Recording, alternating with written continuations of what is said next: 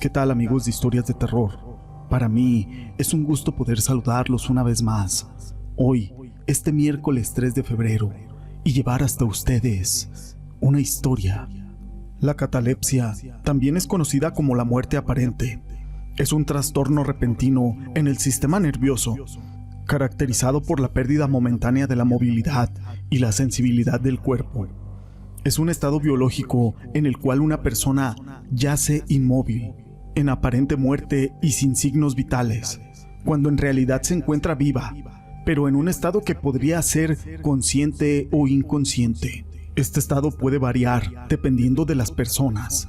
Se pueden encontrar en un vago estado de conciencia, mientras que otras personas aseguran que pueden ver y oír a la perfección todo lo que está pasando a su alrededor. Pero toda esta información no es importante, sino una historia. Mi nombre es José Llamas y espero que la siguiente leyenda sea de tu agrado. Seguramente, una de las muertes más horribles que el ser humano puede experimentar es aquella precisamente en la que no estás muerto. Tener la horrible experiencia de ser enterrado vivo, sin duda, es algo terrible, y así empieza la leyenda del día de hoy.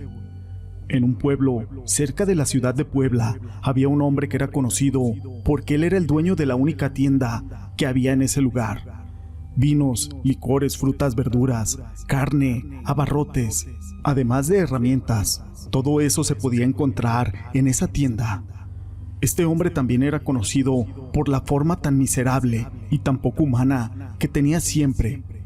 Poseía una inmensa fortuna. Era bien sabido por todos que él era un viejo hombre y que jamás había tenido una mujer, y mucho menos descendencia. Como él mismo decía, esas cosas solamente sirven para traer problemas y gastar dinero. La gente que para él trabajaba comentaba que su casa por dentro era digna de un rey. Había cuadros, estatuas y además adornos lujosos por toda la casa. También se comentaba que cada noche contaba el dinero que había ganado durante el día, muy celosamente. Miraba de un lado a otro, como con paranoia, esto con la intención de que nadie mirara dónde guardaba su tesoro. Cada día, la obsesión que tenía por el dinero se hacía más y más grande, hasta un punto en el que decidió abrir otro negocio. Se dedicaría a prestar dinero con altos intereses. La gente acudía a él por la necesidad. Después se arrepentían de eso. Aquel avaro pedía casi el doble de intereses, pero como muchas personas no tenían con qué pagar, este hombre se encolerizaba tanto que les arrebataba bienes, casas, el poco dinero que tenían. Incluso les proponía favores indecentes a las esposas o a las hijas de quien le debía dinero. Su deseo de poseer más dinero era algo enfermizo ya. No solo lo veía como ganancia para él, se había transformado en algún tipo de droga que le ocasionaba placer y deseaba poseer más. Con el paso del tiempo se fue haciendo de enemigos debido a su comportamiento, aquel avaro. A más de alguno les quiso quitar muchas tierras por algunas monedas que les había prestado. La suma de dinero que aquel avaro tenía dentro de su casa se multiplicó por 100. Ahora la gente que trabajaba para él decía que en cada parte de la casa había dinero escondido. Además había títulos de propiedades de tierras y metales preciosos. Fue una noche en la que aquel avaro se encontraba afuera de la casa del doctor del pueblo y muy molesto le exigía el pago inmediato del préstamo que le había hecho a aquel doctor. Aquel doctor estaba más que preocupado, no sabía qué hacer.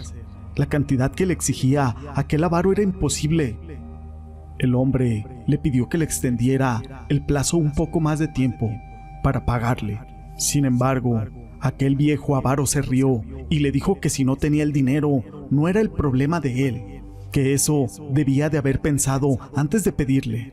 Haciendo un gesto grotesco, aquel anciano le sugirió que si no tenía dinero para pagarle, que él podía aceptar una noche con su hija, y que esa noche bien podría valer la mitad de lo que él le debía. Aquel doctor, sin decir nada, se soltó a llorar, y esto le provocó una risa demencial a aquel anciano, que disfrutaba el ver la desesperación de las personas. La risa del anciano se detuvo de pronto, y se llevó la mano al corazón. cayó fulminado. El doctor poco a poco se le acercó a él y trató de auxiliarlo. Lo conocía perfectamente, ya que además de todo, aquel anciano era su paciente. Era bien conocido por el doctor que este anciano sufría de ataques de catalepsia. Esto es una acción repentina del sistema nervioso que se caracteriza por la pérdida momentánea de la movilidad y de la sensibilidad del cuerpo, y esto ocasiona que los que sufren esta enfermedad tengan la apariencia de ser una persona fallecida. Por la mente del doctor pasaron muchas ideas, tal vez matarlo, desaparecerlo o golpearlo. Sabía que aquel ataque de catalepsia duraría bastante, como para poder realizar cualquiera de estas cosas. Pero sin más, decidió hacer un acta de defunción. Le sacó de su saco el dinero que llevaba aquel anciano, y con eso pagó el cortejo fúnebre y el ataúd. Todo fue tan rápido que ese mismo día se estaba preparando el cementerio para enterrar a este viejo. Cuando lo colocaron en el ataúd, cuentan que el preparador de los cuerpos notó leves movimientos, pero como este también lo odiaba, no hizo más que vestirlo y colocarlo en el ataúd. Nadie asistiría a su funeral, eso lo sabían todos, así que no tuvo ningún funeral, solamente lo enterraron en el ataúd. Se dice que también el enterrador escuchó algunos pequeños quejidos dentro del ataúd, pero por miedo y un poco de odio que sentía hacia aquel viejo, apuró su pala y lo sepultó. Pasadas algunas horas después de aquel entierro, dentro del ataúd, el anciano comenzó a recuperarse. La sensación que tenía era indescriptible. Él jamás había perdido sus sentidos, por lo que pudo escuchar todo lo que se decía de él mientras lo creían muerto. Maldijo su suerte a cada uno de los culpables de su supuesta muerte. Gritó, pataleó, se movió, pero todo fue inútil. Todo esfuerzo que él hacía no servía de nada. Sabía que poco a poco se quedaría sin fuerzas y sin oxígenos. Sus uñas se le habían caído de rasgar tantas veces aquella tapa del ataúd. Así que en sus últimos momentos decidió hacer un pacto con el diablo. El trato era simple. El maligno le daría la posibilidad de volver a la tierra en forma de espectro. Esto para atormentar y castigar a los culpables, además de cuidar su tesoro. A su vez, aquel anciano le entregaría su alma por la eternidad. El pacto se cerró entre maldiciones y blasfemias de aquel anciano que falleció. Lo que pasó después, muy pocos lo conocen. A los 3 culpables directos de su muerte los encontraron colgados en los árboles del cementerio. Los 3 tenían su rostro con una mueca de horror espantoso, además de que todo su cuerpo estaba cortado, como si lo hubieran rasguñado una y otra vez.